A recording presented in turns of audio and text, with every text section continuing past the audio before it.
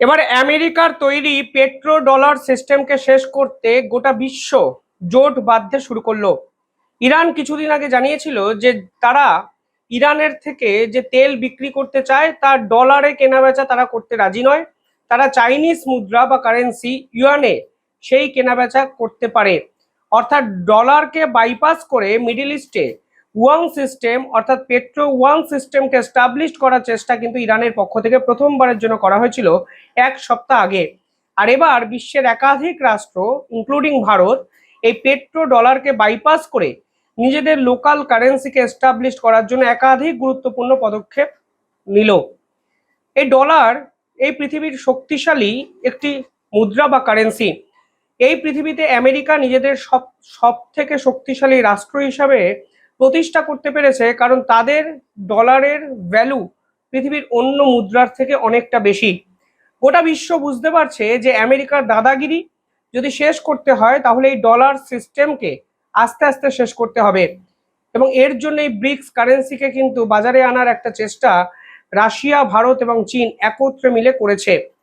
Bricks এই সংগঠনকে America সরাসরি অ্যান্টি ইউএস সংগঠনেরও কিন্তু তকমা মাস দুয়েক আগে দিয়ে দিয়েছে।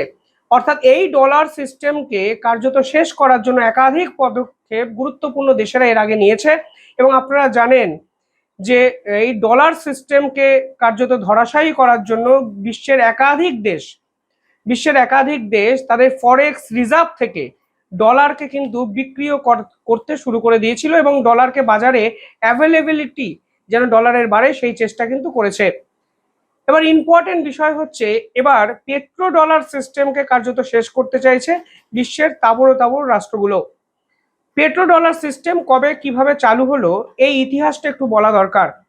1973 এবং 74 সাল এই সময়টায় সৌদি আরবের সঙ্গে আমেরিকার একটি চুক্তি হয়। সেই চুক্তি অনুযায়ী সৌদি ডিসাইড করে যে তারা এবার গোটা বিশ্বতে যে দেশে তেল বিক্রি করবে তারা ডলারের মাধ্যমেই সেই কেনাবেচাটা করবে। অর্থাৎ আমেরিকার যে মুদ্রা সেটাকে গুরুত্ব দেবে। বিনিময়ে আমেরিকা সৌদিকে কি দেবে? সিকিউরিটি বা প্রোটেকশন। অর্থাৎ সৌদি এবং আমেরিকার এই চুক্তি আলটিমেটলি মিডল ইস্টে পেট্রো ডলার সিস্টেমের এস্টাবলিশমেন্টের প্রধান কারণ হয়ে দাঁড়ায় 1973 সালে।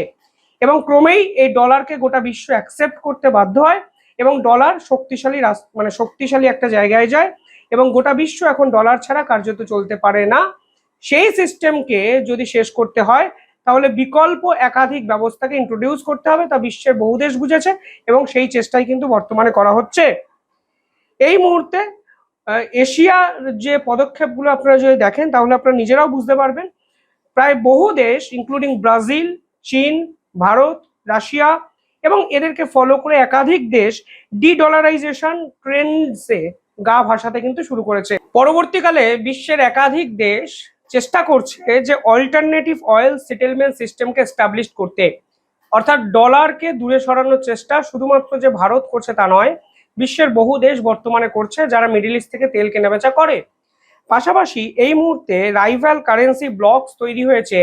কিছুটা চীনের নেতৃত্বে এই ব্লকস তৈরি হয়েছে, কারণ চীন এই বিশ্ব বাণিজ্যকে আমেরিকার পরে কিন্তু কন্ট্রোল করার জায়গায় আছে। ফলে এই মুহূর্তে ডলারকে যদি আপনি ডিডলারাইজড করতে চান, সম্পূর্ণ শেষ করতে চান, তাহলে এই অল্টারনেটিভ রাইভাল ব্লকগুলোকেও কিন্তু গুরুত্ব দিতে হবে, তা বিশ্বের বহু দেশ কিন্তু বুঝতে পেরেছে। এবার পেট্রো ইয়ন সিস্টেমটা কি বা পেট্রো ওয়ান সিস্টেমটা কি একটু আপনাদের সহজ ভাষায় বলি। ইরান প্রথমে ঠিক করেছে যে ইরানের থেকে যারা তেল কিনবে তারা ডলারে এই তেল কিনতে পারবে না, তাদেরকে ওয়ানের মাধ্যমে অর্থাৎ চাইনিজ মুদ্রার মাধ্যমে কিনতে হবে। দেখুন, এটা কিন্তু ইরান চীনকে একটু কাইন্ড অফ ফিরিয়ে দেওয়ার একটা বিষয় এখানে দেখা যাচ্ছে, কারণ চীন দিনের পর দিন যখন ইরানের উপর স্যাংশন লাগানো হয়েছিল তখন একমাত্র চীনই কিন্তু ইরান থেকে ব্যারল ব্যারল তেল কিনতো। ফলে এটা কিন্তু কাইন্ড অফ যে তুমি আমার বিপদের সময় পাশে ছিলে বলে এখন আমি চাইছি তোমার মুদ্রা যেন স্ট্রং হয়, শক্তিশালী হয়, কারণ তুমি আমার বিশ্বস্ত এবং ভরসাযোগ্য বন্ধু।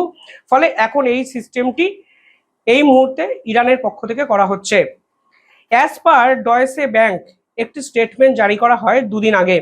সেখানে তারা বলে যে পেট্রো ওয়ান সিস্টেম ক্রমাগত গেইনিং ফেজে যাচ্ছে, অর্থাৎ ডলারকে বাইপাস করে ওয়ান সিস্টেম আস্তে আস্তে এস্টাবলিশড হচ্ছে এবং এশিয়া থেকে এস্টাবলিশমেন্টটা শুরু হচ্ছে, এবং এশিয়া এই মুহূর্তে গোটা বিশ্বের সব থেকে বেশি ট্রেডিং ইন্ডাস্ট্রির সঙ্গে জড়িত।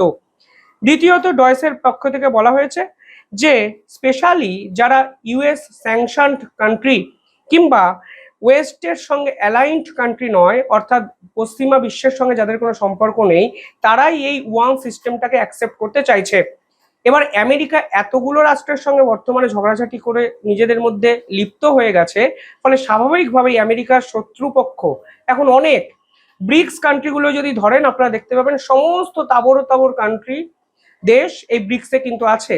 ফলে ইউরোপীয় ইউনিয়নের মধ্যেও এখন আমেরিকার শত্রুভাবাপন্ন দেশ কিন্তু অনেক। ইতালি আপনি দেখুন, আমেরিকার ফাইটার জেটকে কালকে নামতে দেয়নি।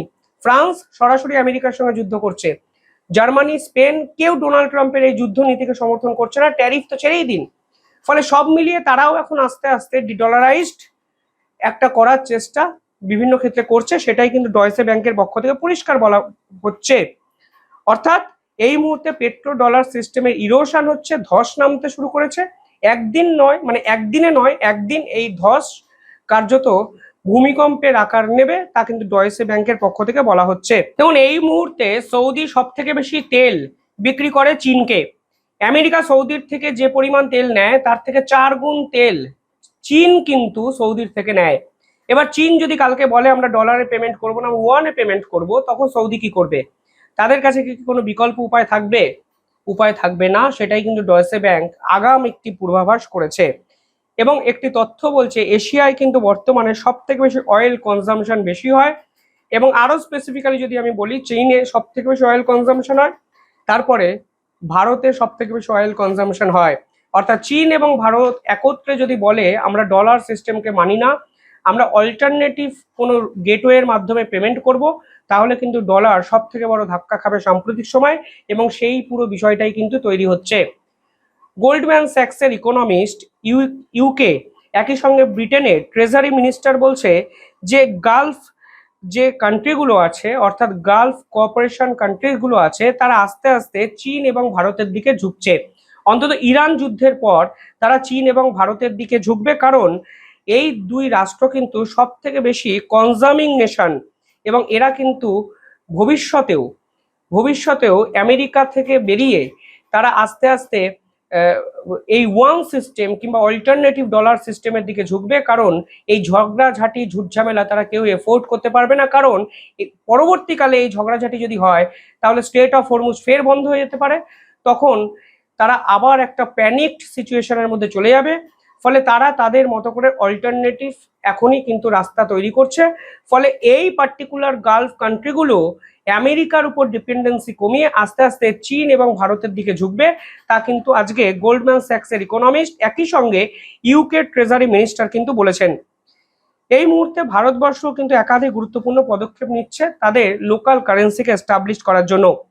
মানি কন্ট্রোলের একটি রিপোর্ট আমি আপনাদের দেখাচ্ছি, দেখুন সেখানে পরিষ্কার বলা হয়েছে যে India now looking to settle in rupee, অর্থাৎ ভারত যত তেল কেনাবেচা করবে, আস্তে আস্তে ভারতের কারেন্সি রুপির মাধ্যমে করার চেষ্টা কিন্তু ভারত করবে, এবং এর জন্য ইন্টারব্যাংক পেমেন্ট সিস্টেমকে ভারত অনেক বেশি বা অ্যাগ্রেসিভলি শক্তিশালী করতে চাইছে। ভারত চাইছে গালফ কান্ট্রিগুলোর সঙ্গে যে ব্যবসা বাণিজ্য হবে তা রুপির মাধ্যমে হোক। ভারত চাইছে রুপি যে ট্রেডিং সিস্টেম আছে সেটাকে এক্সপ্যান্ড করতে। অর্থাৎ একটা জিনিস পরিষ্কার যে ভারতও কিন্তু এই অল্টারনেটিভ গেটওয়ে এস্টাবলিশ করার জন্য বাজারে নেমে গেছে। লেট, কিন্তু দেরিতে হলেও ভারত এটা করছে, এটা অত্যন্ত গুরুত্বপূর্ণ পদক্ষেপ। একদিনে ডলারকে শেষ করা যাবে না, কিন্তু একদিন কিন্তু ডলার সিস্টেম ভেঙে পড়বে। তখন আমি এই ভিডিও না বানালেও আপনারা দেখবেন আমেরিকার মতো আগ্রাসী শক্তি কিভাবে গোটা বিশ্বের বুকে পতনের মুখে আস্তে আস্তে ঢলে পড়ে, যা ইরান যুদ্ধে তারা হলো। কালকে ভারতের পক্ষ থেকেও দুই অফিসিয়ালের একটি কোর্ট এসছে, সেখানে একজন বলেছেন trades happen in local currencies not in dollar, অর্থাৎ আমেরিকাকে বাদ দিয়ে ট্রেড কিন্তু লোকাল কারেন্সিতে ভারত করতে উদ্গ্রীব। এবং সেখানে আরেকজন বলেছেন we should ensure that India is protected from external uncertainties, অর্থাৎ আনসার্টেনিটিস থেকে, অনিশ্চয়তা থেকে, বহির্বিশ্বের এই ঝগড়াঝাটি থেকে, যুদ্ধ থেকে ভারত নিজেকে প্রোটেক্ট তখনই করতে পারবে যখন রুপি সিস্টেমটি ভ্যালুয়েবল হবে, শক্তিশালী হবে, এবং সেই চেষ্টাই কিন্তু ভারত করছে। এবং গোটা বিশ্ব এই মুহূর্তে চাইছে নতুন ডিজিটাল ফিনান্সিয়াল ইনোভেশনকে এস্টাবলিশ করতে, নোভেল পেমেন্ট সিস্টেমকে এস্টাবলিশ করতে, একই সঙ্গে স্ট্র্যাটেজিক্যাল গোল হিসাবে একাধিক ক্ষেত্রে এই অল্টারনেটিভ কারেন্সিকে এস্টাবলিশ করার চেষ্টা জোটবদ্ধভাবে ভারত, রাশিয়া এবং চীন করছে। এবং সেটাই কিন্তু এই পৃথিবীর ভবিতব্য। অনেক আগে লেখা ছিল, দেরিতে হলেও গোটা বিশ্ব বুঝতে পারলো এই আমেরিকা বিশ্বাসযোগ্য নয়। এই আমেরিকা যখন ইচ্ছা যুদ্ধ লাগাতে পারে, এই আমেরিকা যখন ইচ্ছা গোটা বিশ্বকে বিপদের মুখে ঠেলে দিতে পারে, যা এখন জ্বালানি সংকটের মাধ্যমে গোটা বিশ্ব কিন্তু ফেস করছে। ফলে সব মিলিয়ে পিপিলিকার পাখা বাড়ে মরিবার তরে, পাখাটা এবার আস্তে আস্তে জ্বলতে শুরু করছে। পতন বা মৃত্যু আসন্ন। কিভাবে দেখছেন কমেন্টে জানাবেন। দেখতে থাকুন দ্য ইন্ডিপেন্ডেন্ট নেটওয়ার্ক। ধন্যবাদ।